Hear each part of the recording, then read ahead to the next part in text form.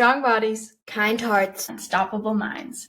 You're listening to Strong Girls Pod, where strong women share their stories to inspire strong girls. Hello, everybody. Welcome back for another episode of Strong Girls Pod. As always, I'm your host, Charlie Ekstrom, and today I am here with Miss Dempsey Arsenault. She is a lacrosse superstar, currently playing the Athletes Unlimited season, but also trains with USA Lacrosse and just is an all-around awesome human being. Dempsey, thank you so much for taking the time to come on today. Thank you for having me. I'm so excited to be here. It's going to be such a fun conversation. And as everybody knows, if you're an avid listener the way that I hope you are, this is our SGU Olympic season. So it's featuring Olympic and Paralympic sports and athletes. And while lacrosse is not an Olympic sport in the 2024 games, what we're really excited to talk about today is that lacrosse is a sport in the LA 2028 Olympic Games. And so working with USA Lacrosse and all of it, just getting that preparation, it's fun to get to kind of highlight this start to your guys' your Olympic path. It's pretty epic. Yeah, it's so exciting, especially now that the Olympics are happening in Paris, just watching all of the events happen. I'm just so excited at the fact that lacrosse is going to be in the next one. I can't believe it, honestly. It's going to be one of those surreal feelings, I feel like, of just getting to see and getting to put in all the work, but also getting to be kind of this start to bringing the sport in. It's just that added specialness that not a lot of sports get to see, because not a lot of sports are new. Obviously, we've only seen a couple new ones brought in the last 8 years. And so knowing that you guys are a new one coming in, it's just going to make it that much more exciting. Yeah, definitely. And what's something that's really unique and really special is that men's and women's lacrosse right now, if you watch men's, it's a little bit different. The face-off's different, kind of the rules, the shot clock is a lot different than the women's game. And so it's almost a new type of style and game that's going to be in the Olympics. So regular women's lacrosse, you play 12v12 or 11 field players and a goalie. But for the Olympics, it's going to be 6v6, so 5 field players and a goalie. So it's going to be a different type of style to lacrosse. And it's really back and forth after a goal. Instead of coming back to like a face-off or a draw in traditional lacrosse, you always do that after you score. It's just going to be a goalie clear. So it's really fast-paced. It's almost like a mix of like hockey and basketball, but with lacrosse sticks on a field. So it's going to be such a different one. It's just so exciting that it's in the Olympics, but it's also going to be like a new style, which I'm really excited to see as well. Oh my gosh, that's so cool. That is going to be that's going to add so much excitement, but it's also going to be so fun because you guys are kind of developing this whole new wave of a sport as you're going in. Yeah, exactly. Now that it's in the Olympics, so I was playing on the U.S. women's senior team, and they have different age groups, but now they have a whole different style called U.S. Sixes and box lacrosse. So now there's basically like 3 different teams that you can try out for, and now Sixes is its whole different style. So I'm still hoping to play both, but it's just going to be so cool, and I'm really excited to be part of like that first kind of class of like how it's going to work out. Oh, that's so cool. Now that you're preparing for it too, I'm almost thinking I want to hear more about your background and your story. For our listeners who don't know you, I want to hear about your career spanning through why you chose your sport, what you've played leading up to it, because we've got all this excitement as you're kind of shifting into this whole new lens of sport. And so let's hear the start. Like, what got you into the sport of lacrosse? Let's hear the Dempsey file.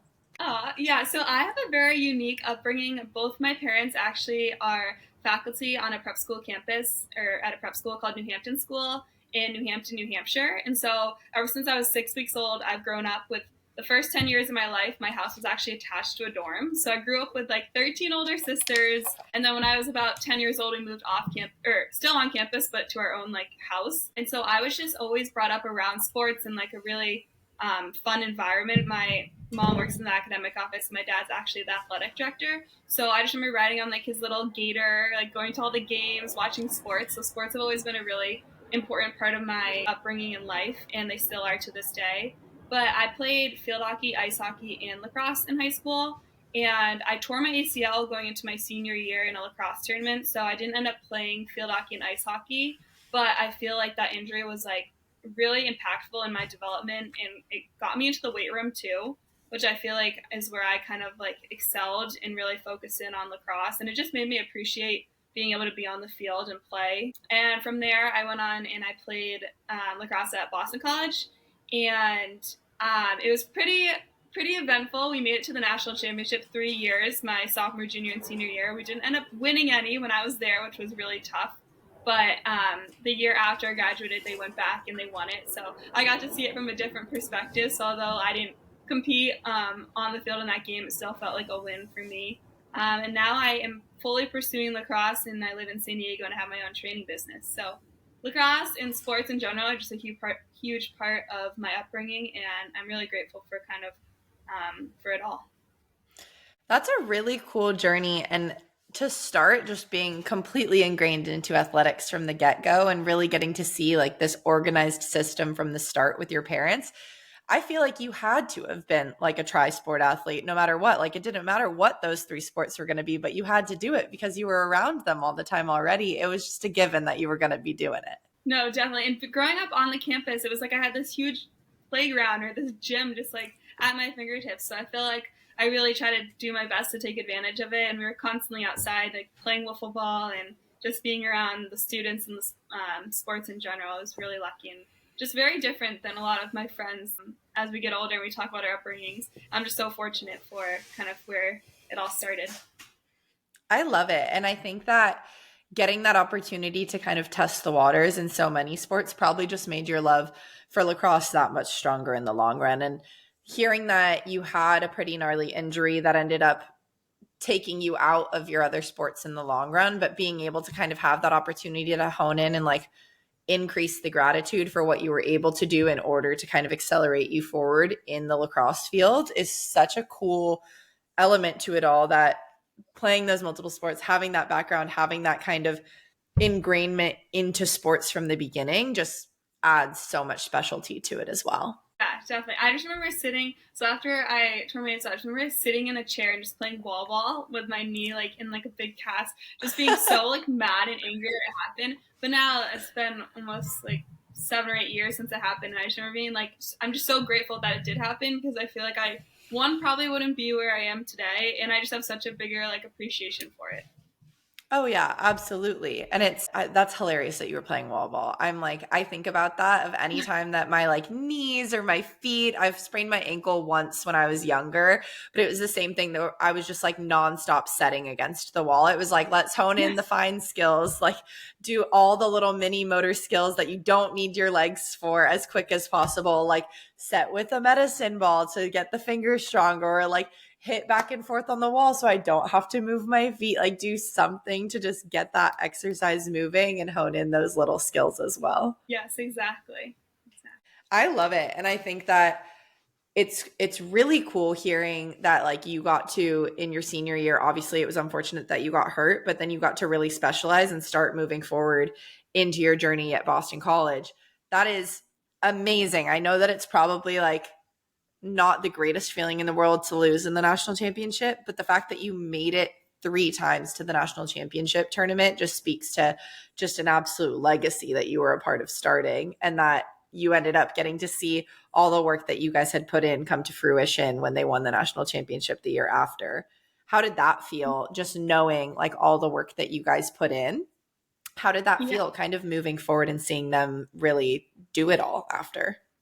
Yeah, it's such a unique and really special feeling. I remember when I was getting recruited to BC, Acacia and Jen, the coaches at the time, and they're still the coaches there now, they just were like saying that if I were to be a part of this team, like they're really trying to like make it big. Like they like you can be a part of this class, you can change the program. And BC was always kind of like a gritty like make it to the tournament, but like they just wanted to reach that the next level. And so to be able to go back 3 times and be a part of that with like the best teammates in the world. I'm still like so close with every single one of the girls, which I think also helps and like is why we were so successful. It's really special and really cool. And now for Athletes Unlimited, there's I think 6 or 7 girls playing from Boston College, and so we have like our own little like, even if we're not on the same team, we just have that little support and just kind of that like underlying just like camaraderie from all going to Boston College. So it's really special, and I'm just so proud of like where the program is, where it was, and where it's come to at this point. Oh, wow. I love that. I think that that's so cool to see how many of you guys have moved forward. And speaking to what your coaches had said of like, we want to create a culture of greatness, we want to create a culture of winning, and we want you to be a part of that. That's something that's so special. And I think even connects with what you're doing now with USA Lacrosse of like, okay, let's look at it here. We are looking to build a team that's going to go to the Olympics, that's going to be a medal contention, do these things. And it goes back to that foundation of, I want to build a culture that can win a national championship in college. And how do we build that team to win a national championship in college? How do we put in the work to be this team that is always competing and vying for a top spot? And you competed and vied for a top spot starting in your sophomore year. I look at my career at Stanford when I was competing, and we had a really similar, it was a little bit slower trajectory than you guys of going from 1 year in and competing at 3 national championship games. But we had a similar story of my freshman year, I came in and we were an unranked program. We didn't even have enough beach only players to fill a full starting roster. We had girls from the indoor team playing with us as well. And then as we kept building, we have sophomore year canceled due to COVID season, but we were a little bit better than my freshman year, probably in the rankings, but not necessarily in championship contention. And my junior year rolls around and we're at the national championship tournament. And I got to watch a culture build. And we competed at the national championship season, like at the tournament the next 3 years, and this year they were literally just in the thick of it. I think they ended up finishing 5th, but we're right there. It was a narrow 3-set loss that ended up taking us out. And I felt like that season, I was watching it, but felt like I was just as much a part of it because I saw the work that we had put so much time into creating this team of greatness. And so I felt like that story really resonated with me of you, like hearing that from your coaches and building this culture of greatness of like, wow, okay, now I see that they're winning these championships. Now we see that we've built this thing, this beast that we had to tackle. Like we've done it. Definitely. And you just appreciate all the talent on the field, and you just know that it wasn't always such like a linear path, but all of like the blood, sweat, and tears that went into it. So I feel like, yeah, you're just so proud of the girls that are like still playing and having that end product. And BC just won it this past year too, so got to see it again. And it just like makes me like so proud. I would just say like I'm just so grateful and proud. But you definitely kind of get to see, and you have a bigger like appreciation for all the hard work that went into making it happen, for sure. Absolutely. I didn't realize that they won the national championship this year too. That's so awesome. It literally, it goes back to those first years when you're like, okay, we were at the championship game. I've got a lot of runner-up trophies. Okay, now I've got my runner-up trophies. You guys go and win the thing now so that we can have more trophies added to the case. It's pretty special. Exactly. I love it. And again, like looking at just the journey and how it connects to your journey with USA Lacrosse and how it connects to your journey with professional lacrosse in general, like the whole scene, it's an emerging, growing sport. It's been a sport that's existed for a long time, but the professional scene, especially in the United States, has been growing over time. And there's been this like, let's create something because there's so much greatness here. So let's create it. What's it been like kind of seeing the professional scene grow in the US and then also getting to see kind of this development through USA Lacrosse as a result of it?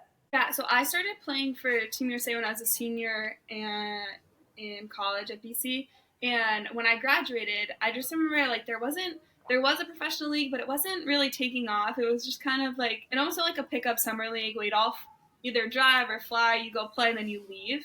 And I think there were about like 4 games in the summer. And then Athletes Unlimited kind of came in and made it a lot more legit.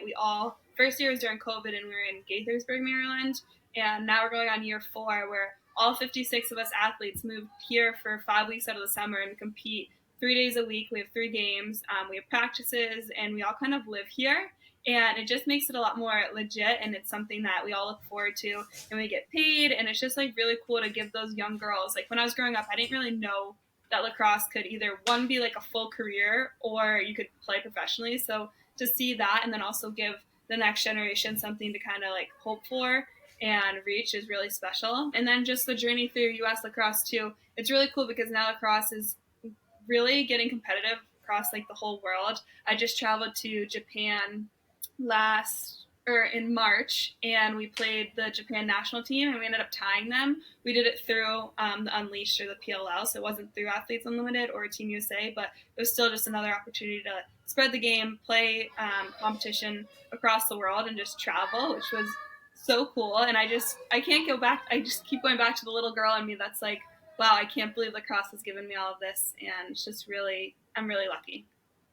That's so special. And I think that it's a really special thing to get to see it grow, not just on a national level, but a worldwide level. You said that you'd spent some time in Japan, and you're traveling the world looking to grow the game of lacrosse, and you tied the national team. I mean, obviously I want to win for Team USA always, but even having that level of competition being that high worldwide is something that's so phenomenal to see that game grow, and to really, it makes me like just really cheesy smile thinking of like the little girl in you being like, oh my gosh, we can do this. Like, this can be our job.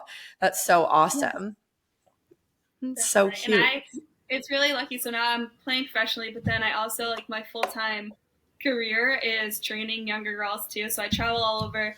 I have a few trips this fall, but I live in San Diego, and I just have my own training business out there. So the fact that not only am I still playing, but I'm able to like coach and make a living off of it, and not have to do like a stereotypical 9-to-5 job, which I always kind of thought like I was going to have to do, which just does not fit my personality. I'm so like all over the place and love to be outside. So the fact that I'm able to just kind of pursue this as a player and as a coach is really, really special to me too.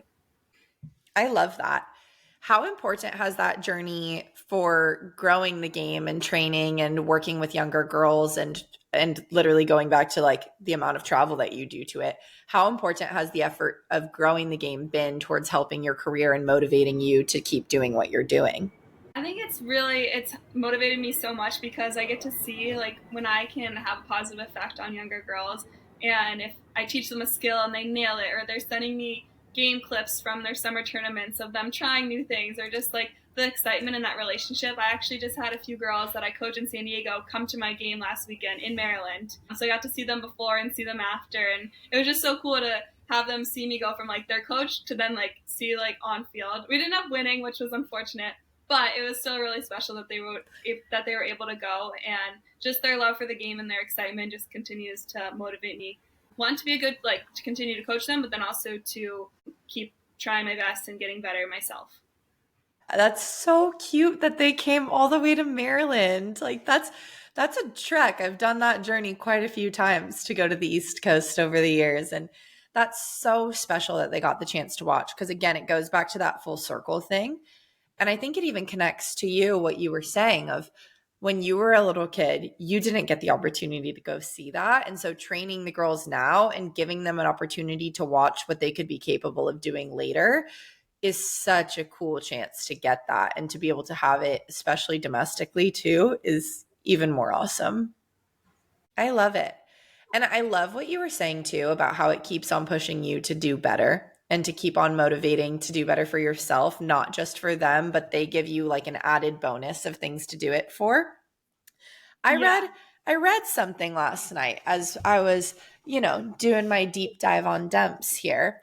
And I read that you hold the record for the longest goal ever scored in lacrosse history at 811 feet.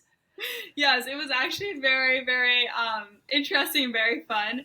So I flew out with one of the men's national players to Indianapolis, and we both were on the racetrack, and they put a lacrosse net, and we just like for a few minutes just like hammering balls trying to get the longest shot because the tallest building in Indianapolis is 811 feet. So we went and they had like cones, and we tried to get it, and we both made it, which was pretty special. But it was for the excitement. Now we hold the world record, but this October there's a big event there for U.S. Lacrosse in sixes in the tournament, and so it was to get hype for that. Then we also now we hold a world record, so it's pretty cool. Yeah, it's so cool. You're like, okay, the excitement is super fun, but like also, just like casually have a world record under your belt, which I was reading that. I was like, that is the coolest thing I've ever heard. That's really fun. So excited. Yeah, we were so excited. I would be too. Are you kidding me? It's like, yep, let's try. Let's just start ripping ripping balls as much as we can to see if we can do it. And then it's like, oh, wait, I'll take that record. Thank you so much. Yeah, and now I'm like, oh, people are going to be out in there, like, probably trying to beat it all the time, but that's okay. I hope someone does beat it, and then we can just keep it going. But I know, I was going to say. it was pretty crazy. I was going to say, too, it's so cool. And it's like, yeah, I dare you to try to beat it, because then I'll just go back and try to go for the 1,000-foot. Exactly. When it was finally going in the net, it was like barely trickling in, but hey, it counts. It counts. We'll take it. And then we keep on going from there and growing.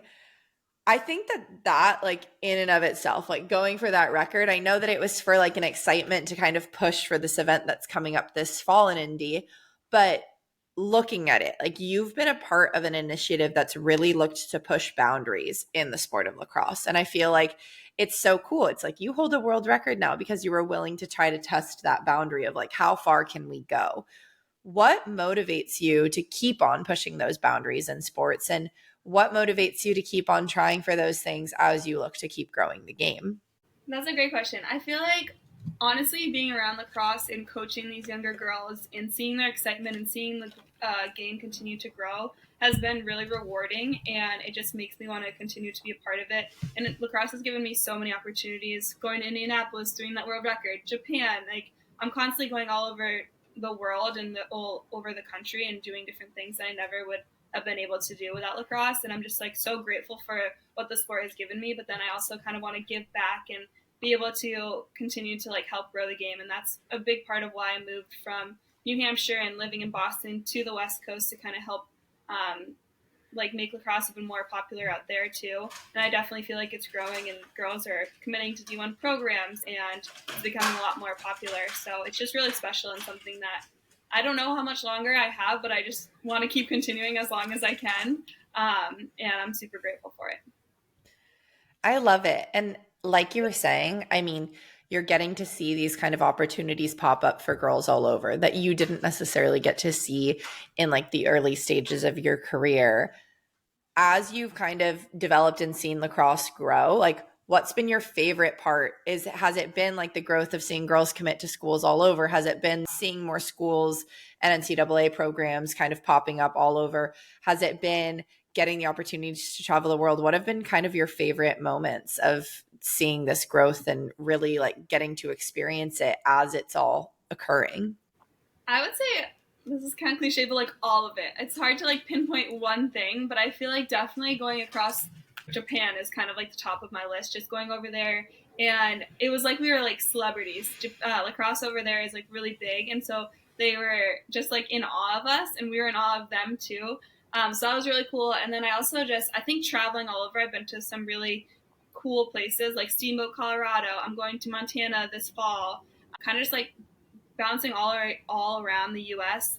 and just being places that I never probably would have gone to on my own. And then if a camp or a clinic pops up and they're like, hey, do you want to come? I'm like, yes, please. Like, I would love to travel there. I went to Bend, Oregon this past summer. So just really traveling and just kind of spreading it and trying to grow it as much as possible. Sometimes the girls or boys, I've done clinics with boys too, they have no idea like who you are or anything, but they're just so excited to learn, and they're like, what is this? And there's been a few times where I've been even in California, I've been like doing a lesson or a clinic, and people will stop by and kind of like check it out, and you never know if that's going to inspire someone else that's walking by. So just kind of all of it, to be honest.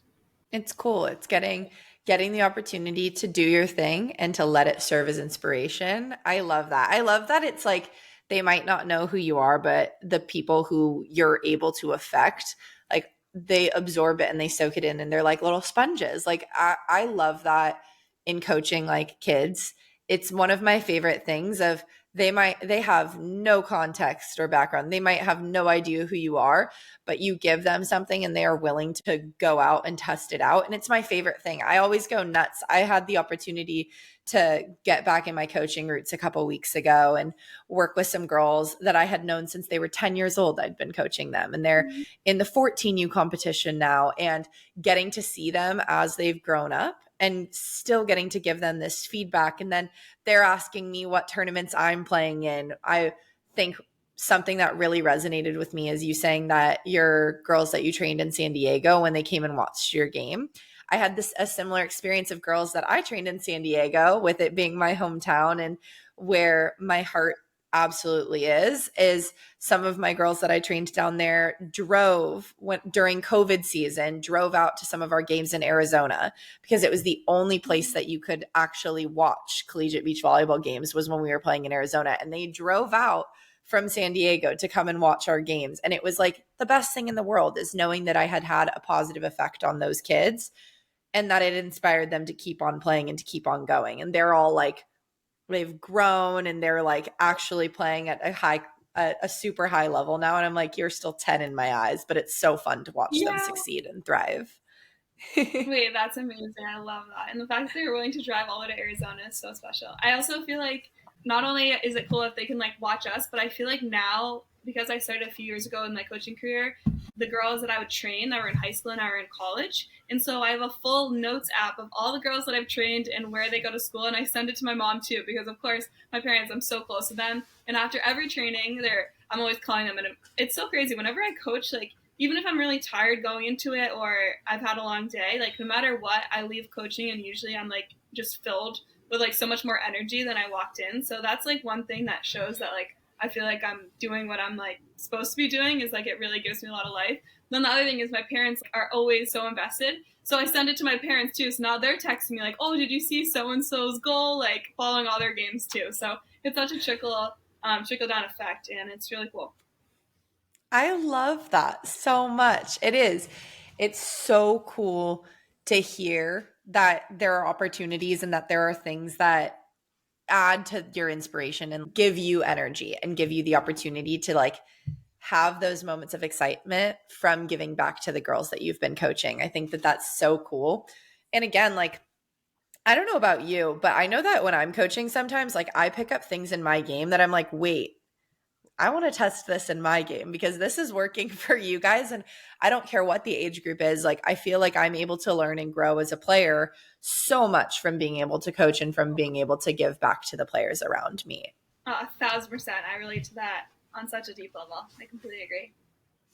It's so nice. It really does. Like, there's a nuance to it. It's so fulfilling to be able to watch others and to be able to help others grow. But then it also helps you grow in your own game, because there are things that you might not have picked up on that you were doing that then you're able to be like, hey, wait, I told her I noticed this in her game and I gave her the opportunity to fix it. And then now I'm seeing this and feeling this in my game. And so I'm going to try to do it. Yeah, exactly. I absolutely love it. And I think that's something that's so cool. And looking at it is like, there are some of my favorite moments of my career that I've been able to develop just because of the fact that I've been able to kind of hone in on things as a coach. And because I've been able to hone in on them as a coach, then I'm able to hone in on them as a player and develop some of the favorite parts of my game. And I think that hearing that with you, it's like you're leaving coaching so energized, and then you're able to go out and you're able to perform and really motivate because of the fact that you were giving back and you get to see the progress and you get to see the product of what you've created. And so seeing the product of what you've created in others is probably creating an even greater product in your own game as well. Yeah, definitely. I completely agree. It's so nice. And I think looking at it, I've had some of my favorite moments in my career have come from like the development of like seeing somebody else's product that I've helped create, or seeing somebody else create something from feedback I've given them, and then being able to translate it into my own career. I've had some of my favorite moments that have come from that.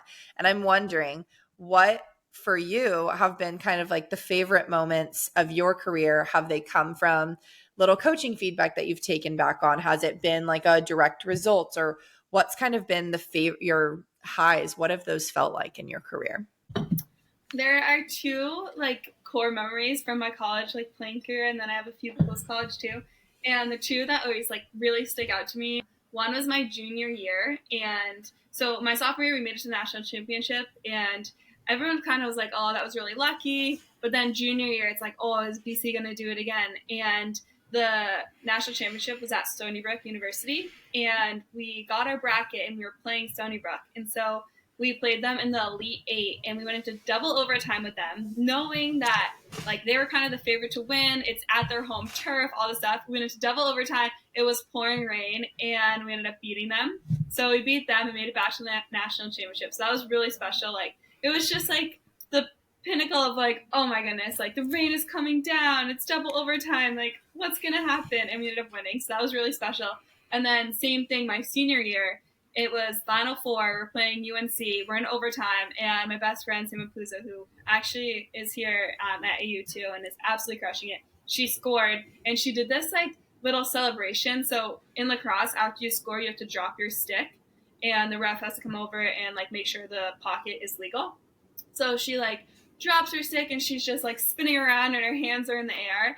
And I just remember being like, oh my gosh, we did it. Like we're back in the national championship game. Like this is absurd. Like all our hard work is like paying off. So those are like my two like core memories that still just like filled me up just thinking right back to it and why sports are so special. Yeah, so those were pretty intense. And then post college, I would say being on the U.S. team and winning gold 2 summers ago in Towson, Maryland was pretty amazing to like actually make it on the team and then actually win the gold medal on home turf, which has never been done before. Those are kind of like top 3, I would say, in my playing career that have really just meant a lot to me.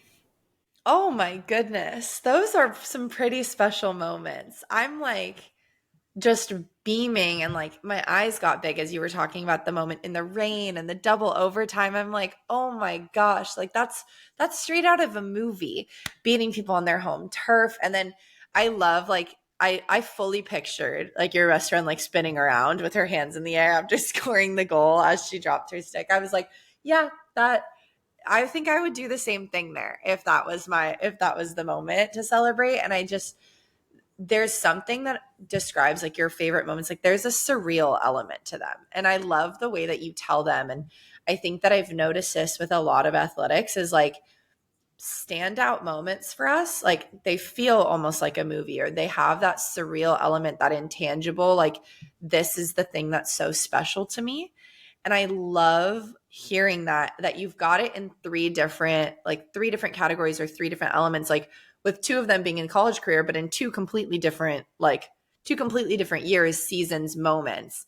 And then your third one being in your more recent professional career. It's very cool that you've had those moments of like key core memories and key like highlights that creates kind of this total like storybook of what's been the excitement of your career. Yeah, and it's why sports are so so exciting and so special. Even just like watching Olympics right now, it's like I'm feeling like what the athletes feeling because I've like lived like high pressure moments. So you just know how bad everyone wants it, and it always goes back to like just that feeling of where like all the sacrifices that and all the hard work that goes into it, and as you know too. So just having that level of appreciation, but I still get like so nervous and like excited watching sports and especially the Olympics. But yeah, bringing back those memories, just I'm like, oh, it means so much to me. It's so special. And I think that you hit the nail on the head too. It's like having those experiences makes watching others' experiences so special as well, because you're like, oh, I know that feeling. It gives you goosebumps up and down the entire body of like seeing other people experience that same feeling. It makes it so wonderful. Exactly. I think you kind of kicked us off into a cool little turn here that I'm going to take us on. And looking at this conversation of watching people in the Olympics now, I want to hone in on your journey with USA Lacrosse and what the plan for your next 4 years looks like. Because as we talked about at the very beginning, like USA Lacrosse has this really cool, there's a little bit of a change to the game, but there's been this really cool element of lacrosse is becoming an Olympic sport. So you're getting to see the birth of this kind of Olympic journey that other lacrosse athletes haven't really gotten before, and getting to experience the excitement, but also having to wait. What does that feel like? Let's talk a little bit about your journey with USA Lacrosse, what it's been like so far. Yeah, so I had because of COVID, as you know, you like had was it your 5th year, or you got a 5th year too because of it? Yes. Yeah, so got a 5th year because of it. One of our tryouts. So basically, how it was working is I was a senior in college, and we were a part of like a training roster. So we'd go and we'd play in these really high intensity like training weekends, and it was just kind of just like this big player pool. And then tries started to like hone down, and the team got smaller and smaller until it was named the final roster for the 2022 World Cup. And but our tryout, I remember it got postponed like a couple months. Like I remember being in San Diego training, and it was before I actually moved there. And we were all on a Zoom call, and we got the word that like we were gonna have to postpone because COVID was happening. So it gave us more time to train. But it was like this waiting game of like, oh my gosh, what's gonna happen? But we ended up navigating it, and I got named to the final roster. And I just remember being like, I can't believe this is real. Like, pinch me. And so then we all moved to Towson, Maryland for 2 weeks, competed. We won gold, which was incredible. And then after that, it's kind of been this like little like in between like waiting period, because now it's like the sixes game is getting kind of integrated. There's the box and the U20 team. So there's kind of like, we're always just training and kind of waiting for that next tryout, essentially. So as of now, there's an event in October, but we're still kind of just like waiting. I know they're really focused in on the U.S. box team and the U.S. U20 team, who are competing more recently than we are. So right now we're kind of just like waiting, but I have no plans on slowing down, and I'm just kind of waiting until that next tryout call. But here playing like AU, the talent is amazing. So it kind of feels like a little bit, not like a tryout, but it's like everyone's at the top of their game. So it's exciting to just continue to play, and just anytime we play lacrosse, I'm like gung-ho about it. So we'll kind of see, but it's just so special, and now it's becoming more real, and I'm watching the Olympics, and like just it's becoming a lot more real that it's going to be happening in 4 years. I love it. And it's like you're getting that training opportunity now of obviously you're competing at a super high rate right now. You're playing 3 games a week. Like you've got so much opportunity to hone in, to develop, and to go and then prepare yourself for whatever comes with USA Lacrosse. Do you have your sights set on 2028? Is that on your goal board of the future of switching over to the 6v6 game, or what is your journey look like? What if you had to pick it? Would it be sticking with the 12s? Would it be moving over to the 6s game? Do you have a plan set, or are you figuring it out still? I definitely want to keep playing as long as possible. So I'm still gung-ho about like I'm trying to go for it. It's still crazy that's 4 years away. But as of now, I definitely want to continue to play as much as possible and try both mediums. For the 6s, it's really like as a midfielder, I feel like it definitely like is really appealing to me because everyone's playing both sides of the ball, whereas like in regular 12 field lacrosse, it's a lot more like defense, offense than middies. But for 6s, everyone's playing everything, and it's really fast paced. So I love that style. So as of now, the plan is to continue to keep playing and just kind of taking it day by day. Heck yeah. I love it. And you said it perfectly. It's a game that's fit to your game right now. And so the opportunity, it would be very cool. And I'm excited. I didn't know that they were switching it to 6s for the Olympic Games, which is really fun. I've got a little taste of watching lacrosse when I was at school. We had the same season as the lacrosse team, so I didn't get to see as many games as I might have liked to because we usually had game days on the same days. Mm-hmm. But what was really awesome was like just getting to see the pace of lacrosse. And I know that there was a lot of start-stop, but I always loved the pace when you were in the middle of a play. And so I feel like when they speed it up even further with that 6s games, it just makes it even more exciting than it already was. No, 1,000%. It really does feel like a mix of like all of my favorite sports. So like hockey and then even basketball. I feel like basketball is really similar to lacrosse, and as far as like slides and defense and all that. So I feel like it's going to really appeal to the viewer and to the player as well, especially for middies. I love it. With your background in hockey too, I feel like we totally didn't even touch on this, of the fact that you played both field and ice hockey before. Do you think that kind of inspired a decision to play the position that you play in lacrosse as well? Because I know that with middies, like you're playing both sides of the game a little bit more than anybody else is. And so did that kind of background in hockey or experience with both inspire where you're playing now or how you play now? Yeah, I feel like as a middie, I like to be like a grinder and kind of like, we call it like in between the 30s, like those little hustle plays. So I feel like my stick work and like ground balls and like being like really low to the ground has really helped me in my game with lacrosse, and like that wrist strength and kind of that IQ from field hockey and ice hockey. But one thing that's a little bit different is I grew up always being a midfielder, but then when I got to Boston College my freshman year, they had a lot of their low defenders were graduated. So I actually played low defense my freshman and sophomore year.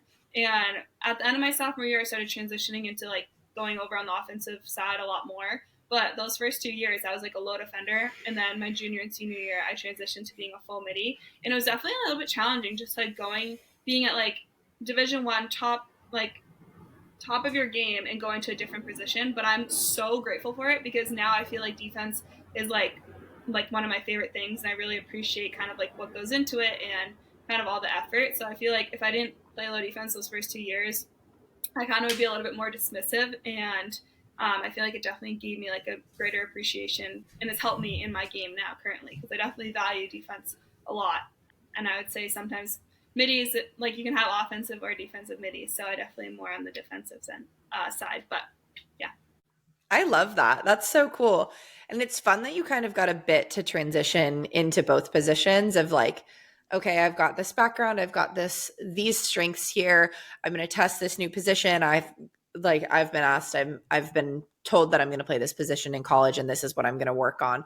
But as I shift back into the thing that I really love playing the most, now I have a newfound appreciation for the position that I just played. And now I have this specialization that as I go back into being a midfielder or back into that middle play, I've got this specialization that I've got in my back pocket. It's like your secret weapon if you've got this like defensive mind, which has probably been affected so positively by like having that really heavy background for your first 2 years of college. Definitely. And being a midi, you're always just like constantly sprinting up and down. So kind of having like the roots in that like ground foundation of like learning defense and kind of like how it works and the slides and stuff without being completely exhausted definitely helped me too. Another thing that came from this is just, even though it might have been tough at the time, like your coaches usually have like the best interest for you as a player and the team. So I feel like in the moment sometimes like people can complain or athletes can complain or they don't realize, but like I just say like trust your coaches. They're like looking out for you, and I'm just so grateful that mine kind of like laid that foundation for me.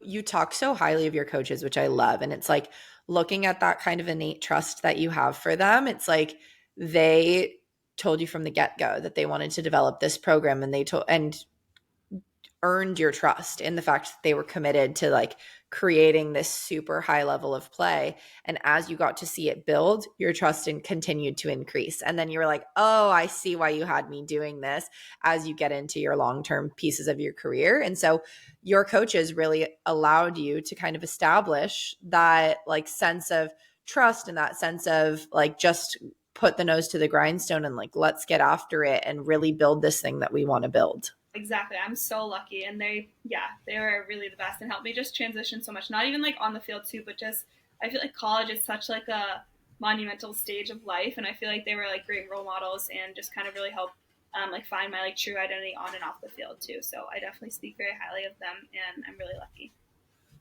How important to you and how much influence do you think they've had on you as you've stepped into the coaching career that you have simultaneously with your playing career?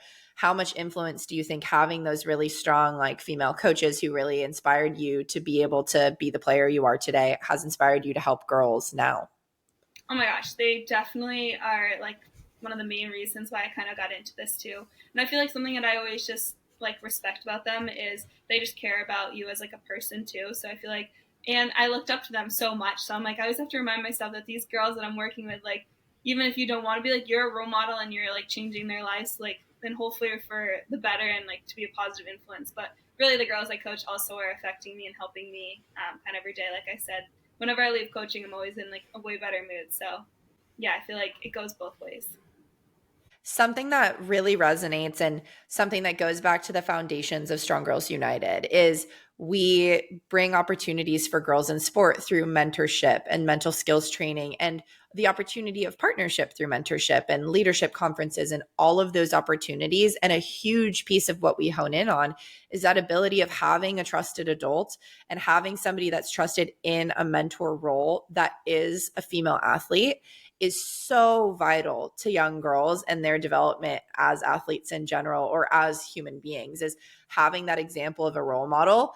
You become a role model as a coach, whether you want to or not, but being able to be that like trusted source and have faith and to really believe in your athletes, it's inspirational. And you look at it with your coaches of like, they had so much you trusted them so much, and they were such strong leaders and gave you the opportunity and really helped you to build your foundation.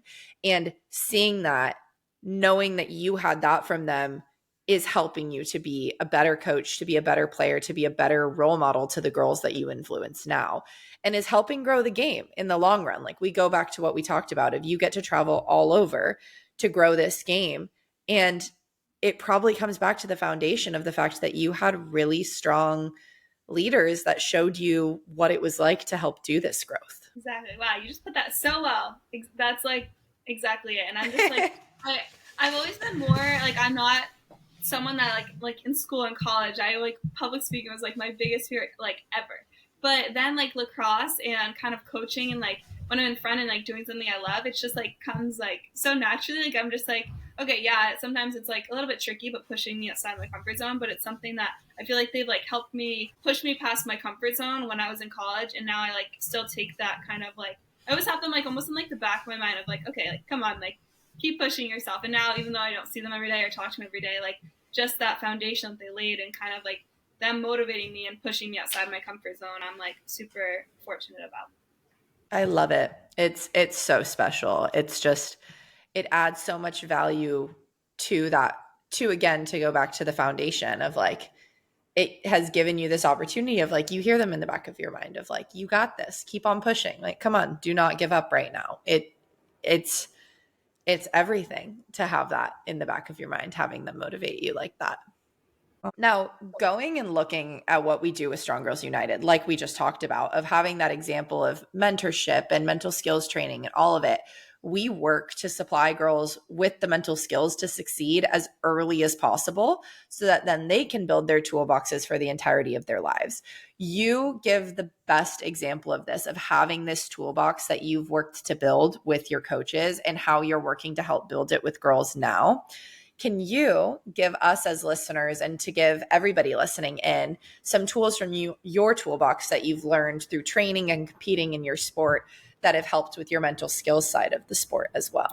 Moving out to San Diego, I feel like actually is where I've seen a lot of growth in the mental side of my game, even though I'm not playing as much. And we got introduced in college a little bit, but kind of like the mental, like visualizing what you're going to do and kind of like going through an exercise, but in your mind. So now in San Diego, I go to core power a lot. So I'm into yoga, and it's so crazy how even though I'm not playing lacrosse and it's not really like specific to lacrosse, the mental aspect of my game, and when I take a second to just kind of reset and ground down and kind of like feel where I am and where my feet are, it's helped me so much. Because sometimes it's easy as athletes to think too far ahead or worry about things that haven't happened yet.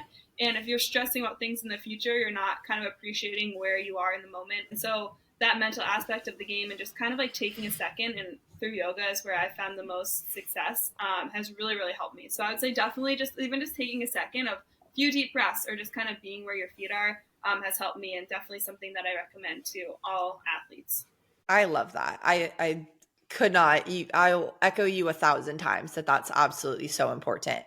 And I think something that you even said here too, you're still able to play at the highest level of the high right now, and you are not necessarily on that field every single day. Like, you have moments of off time, of visualization, of opportunities where you're doing other things. And I want to ask about just the importance of that, of finding opportunities outside of the active training, of the active doing the actual sport. How important has that been as you've grown and as you've like grown up more with your career too? How important has that kind of period of off time, of being able to grow off the field, helped you on the field? Yeah, I think it just gives me such a bigger appreciation for the moments that I am on the field, but it also just makes me not kind of go through like the mundane of like sometimes in college when you are doing the same thing every single day, you go to lift and practice, you just kind of get like, I think of the word like blah sometimes. Like, it's just like very like, I don't know, it can be very mundane and you're just kind of going through the motions. Whereas when you have off time and you're not in it every single day, and well, I'm saying, sorry, I don't want to bash on college, but you get it. It's like so hard. Sometimes you're training and you don't have games, Yes. but it's just like, it's not to bash on college at all. It's college is so important for college, but as you elevate in your career, there becomes that opportunity of where sometimes you need the second to reflect. And sometimes that's in college as well. Like there are 8-hour weeks and there are 20-hour weeks for reasons of being able to have those moments of off time, having those moments of reflection. And it's almost like that Malcolm Gladwell theory of 10,000 hours of like, you've put in 10,000 hours probably by the time that you're done with college into your sport. So you've mastered it, but there's still fine tuning that you can do in that mastering. But it doesn't necessarily equate to I need to be on the field every day. And what I loved you saying is that it gives you a greater appreciation for that time that you have on the field. And it's so special of like, okay, you're not getting every single opportunity to train and compete every day in San Diego. You don't necessarily have an entire team training with you, but you're still finding ways to elevate even when you're not in that full rigorous system. And so I loved that of hearing you finding ways to really reflect, and then it's able to give you that appreciation and growth when you come off the field as well. 1,000%. And the other thing is, even if I'm not playing lacrosse, I still always working out, just like, even if it's just going for a quick little jog or like playing tennis or doing activities outside of lacrosse too, also just I feel like helps me so much. And one of my favorite sayings ever is you'll never regret a workout. So many times, like if I'm just like, if it's an off season or off day, you're just like hanging around, if I just go for like a 20-minute little workout, I just feel so much better. And just kind of that little like internal like motivation of that little quote has helped me so much too. So even when I'm like taking a break from lacrosse and playing every day, like still finding, not overdoing it, but still finding that little time for me and to get a sweat in is something that I always kind of like hold close to my heart too. It is. It's so special of just having that moment of like, there are other opportunities outside of sport of ways to move your body, of like find that movement that really works for you. And it adds that specialty and it makes it so much more fun when you get to do your favorite of the movements. But every movement can be fun. But then getting to do your favorite movement when you go back and get on the field and you're shooting 811-foot goals, that's when it gets special. Exactly. Yes. Exactly. I loved that phrase that you'd said of like, you're never going to regret a workout. Are there any other phrases or words that you use to keep your head in the game, both when you're in an off season, when you're out of regular routine? Are there any phrases or words that you use to stay motivated? And then also when you're in season, are there any different words or phrases that you use to stay motivated as you're kind of in the thick of it as well? I would say the one that's pretty consistent across like my whole life has always been believe, or like believe in yourself. I feel like you have to be confident in who you are and your abilities, and you get that through hard work and the hours that you put in. But I would say like the one that sticks out to me, and I say to myself all the time, and what my parents always say is like, believe in yourself. Like, even if you're having an off day, like believe in the preparation and all the hours that you've put in. Like, just believe in yourself and know that you kind of have your own back. I love that you said that it's like that belief, it spans across everything. Like it's one phrase. I think the one that comes to mind as well, I have one phrase that's always, and it's make it happen. And that comes back to my families as well, of like, it goes to that foundation of like, there are people who you can just be one of the people who makes it happen. If you believe you can do it, make it happen. And so going back to that foundation, I love that you said that it goes to your family. I was like, yeah, I have one of those too that I use in my everyday life. I love it. I'm going to use that. Make it happen. I like it. Yeah, make it happen. My dad always used to say, he's like, there are plenty of people in this world, plenty of types of people in this world, but you want to be a type of person who makes it happen. So go out there and make it happen. Hey, I just got chills. That's so cool. I love it. I love that. My dad's going to love hearing that I've brought that onto the podcast. And I think that it really is. It's been a foundation for me from the get-go. And so I love hearing phrases from other athletes because it's things that I take in. It's like, write them down. We have those moments in athletics where you're going to have so many highs, you're going to have so many lows. And so finding little phrases and keys to really keep yourself motivated and driven through all of it, just, I don't know, for me, it makes the sport way more fun to have the little phrases and to have the things that keep on carrying it through. I completely agree. I'm going to think of this when I'm playing this Thursday. I'm going to text you. Make it happen. I love it. Please do. It's going to be so fun. Well, Dempsey, I literally I've had so much fun chatting. This has been so fun, like really getting to hear about you and the mental side and really how much your foundation comes from really working and growing on your own and helping grow others at the same time. It's been so fun and so connected to the entirety of why we do what we do with Strong Girls United, of really looking to grow girls in sport. That's like your entire foundation of what you do right now, is like you keep playing because you're looking to help grow and to keep motivating others. It's really, really phenomenal. Aw, thank you. And thank you so much for having me. This is amazing. And I wish this was existing, or I learned about this when I was growing up and playing sports. So it's really amazing that you have this platform, and I'm so honored that you had me on. So thank you. Yeah, of course.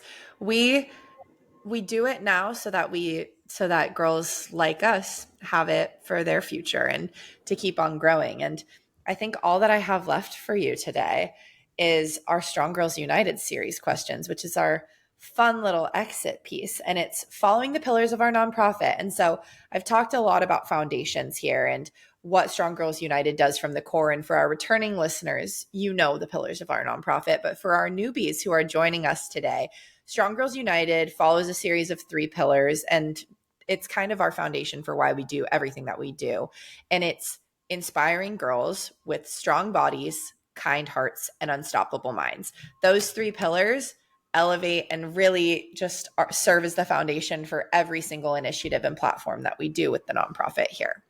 And so, as a fun little piece with Strong Girls Pod, we have a question series following the pillars of our nonprofit. And so, Dempsey, first off, how do you keep your body strong? I keep my body strong by working out and finding joy in my workouts. I love it. Now, second off, how do you keep your heart kind? I keep my heart kind by surrounding myself with people that fill me up and that I enjoy to be around. I love that. And now last, but most certainly not least, how do you keep your mind unstoppable? I keep my mind unstoppable by making sure I prioritize myself and my well-being by doing yoga, spending time with friends, playing the games I love, and being outside. Beautiful. I love it. I keep saying I love it, but it is. It's so fun. It really is. There's a loveliness to it. And, it's really easy to be outside when you're outside in San Diego all the time. I moved there. I love it. The sunshine. It's the best. It's the best place in the world. Not that I'm biased being from there or anything. I wish I was from there, even though New Hampshire has a special place in my heart. But I don't think I'm ever going to leave San Diego. So,